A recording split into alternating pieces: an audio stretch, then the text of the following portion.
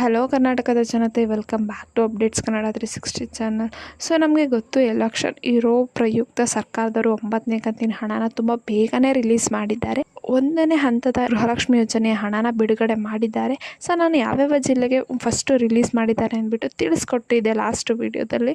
ಮತ್ತು 2ನೇ ಕಂತಿನ ಹಣನ ಮೇ ಫಸ್ಟ್ ವಾರದಲ್ಲೇ ರಿಲೀಸ್ ಮಾಡ್ತೀವಿ ಅಂತ ಸ್ವತಃ ಲಕ್ಷ್ಮೀ ಹೆಬ್ಬಾಳ್ಕರ್ ಅವರೇ ತಿಳಿಸಿದರು.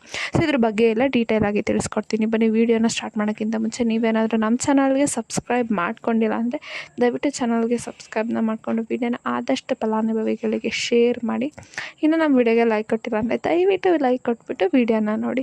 ಸೊ ಹೌದು, ಸರ್ಕಾರದವರು 9ನೇ ಕಂತಿನ ಹಣನ ಹಂತ ಹಂತವಾಗಿ ರಿಲೀಸ್ ಮಾಡ್ತಿದ್ದಾರೆ.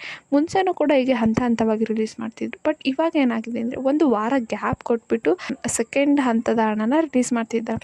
ಸೊ ಎಲೆಕ್ಷನ್ ಇರೋ ಪ್ರಯುಕ್ತ ಹಂತ ಹಂತವಾಗಿ ಫಸ್ಟ್ ಯಾವ ಜಿಲ್ಲೆಗೆ ಎಲೆಕ್ಷನ್ ಆಯ್ತಲ್ಲ, ಸೊ ಏಪ್ರಿಲ್ 26 ಯಾವ್ಯಾವ ಜಿಲ್ಲೆಯಲ್ಲಿ ಎಲೆಕ್ಷನ್ ಆಯ್ತಲ್ಲ, ಸೊ ಅಂಥ ಜಿಲ್ಲೆಗೆ ಫಸ್ಟು ರಿಲೀಸ್ನ ಮಾಡಿದ್ರು ಸರ್ಕಾರದವರು 9ನೇ. ಲೈಕ್ ಹಾಸನ್ನು, ಬೆಂಗಳೂರು ಗ್ರಾಮಾಂತರ, ಬೆಂಗಳೂರು ನಗರ, ಸೊ ಇಷ್ಟು ಜಿಲ್ಲೆಗೆ ಫಸ್ಟು ಹಣನ ರಿಲೀಸ್ ಮಾಡಿದರು. ಪ್ರಕಾರ 2ನೇ ಹಂತದಲ್ಲಿ ಕೆಲವೊಂದಷ್ಟು ಜಿಲ್ಲೆಗೆ ಹಣನ ರಿಲೀಸ್ ಮಾಡ್ತಾರಂತೆ. ಸೊ ಯಾವ ಜಿಲ್ಲೆ ಅಂತ ನೋಡಿದ್ರೆ ಇರೋದು ಉತ್ತರ ಕನ್ನಡ, ಗದಗ, ಹಾವೇರಿ, ಬಾಗಲಕೋಟೆ, ಧಾರವಾಡ, ಬಿಜಾಪುರ, ಶಿವಮೊಗ್ಗ, ದಾವಣಗೆರೆ, ಬಳ್ಳಾರಿ, ಕೊಪ್ಪಳ. ಸೊ ಇಷ್ಟು ಜಿಲ್ಲೆಗೆ 2ನೇ ಹಂತದಲ್ಲಿ 9ನೇ ಕಂತಿನ ಹಣನ ರಿಲೀಸ್ ಮಾಡ್ತಾರಂತೆ. ಸೊ ನಿಮಗೂ ಕೂಡ ಹಣನ ಪಡ್ಕೋಬೇಕಂದ್ರೆ ನೀವು ನಿಮ್ಮ ಖಾತೆಗೆ KYC NPCI ಮ್ಯಾಪಿಂಗ್ ಮಾಡಿಸೋದು ತುಂಬಾ ಕಡ್ಡಾಯ.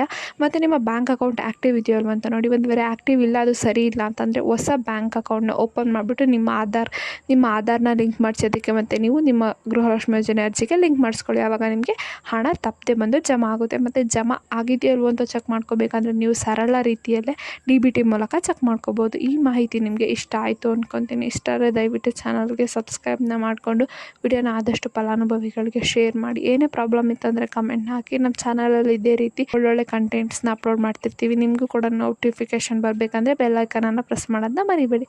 ಏನೇ ಪ್ರಾಬ್ಲಮ್ ಇತ್ತಂದರೆ ಕಮೆಂಟ್ನ ಹಾಕಿ. ಧನ್ಯವಾದಗಳು.